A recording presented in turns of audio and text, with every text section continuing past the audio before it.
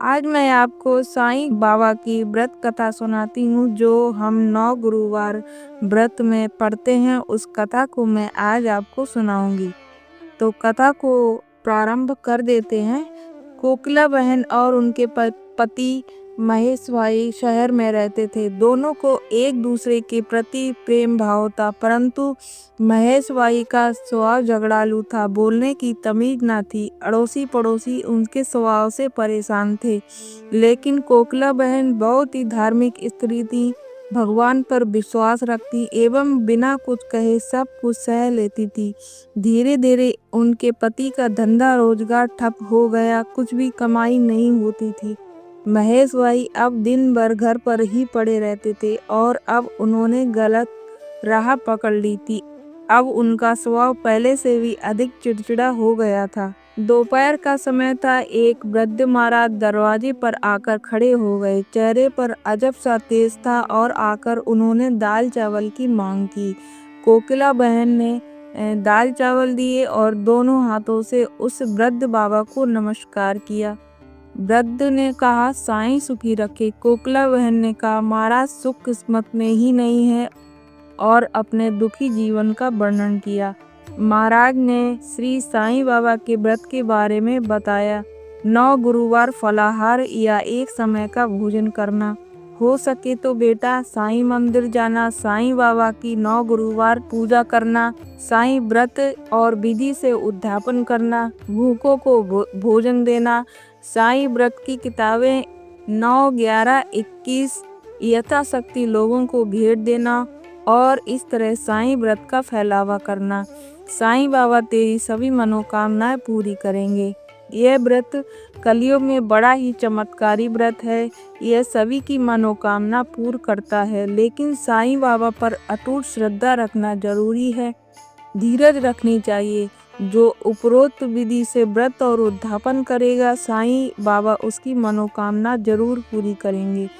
कोकिला बहन ने भी गुरुवार का व्रत लिया। 9वें गुरुवार को गरीबों को भोजन दिया, साईं व्रत की पुस्तकें भेंट दी। उनके घर से झगड़े दूर हुए, घर में बहुत ही सुख शांति हो गई, जैसे महेश भाई का स्वभाव ही बदल गया हो। उनका धंधा रोजगार फिर से चालू हो गया। थोड़े समय में ही सुख समृद्धि बढ़ गई। दोनों पति पत्नी सुखी जीवन बिताने लगे। एक दिन कोकिला बहन के जेठ जेठानी सूरत से आए तो बातों ही बातों में उन्होंने बताया कि उनके बच्चे पढ़ाई नहीं करते तो परीक्षा में फेल हो गए। कोकिला बहन ने 9 गुरुवार की महिमा बताई।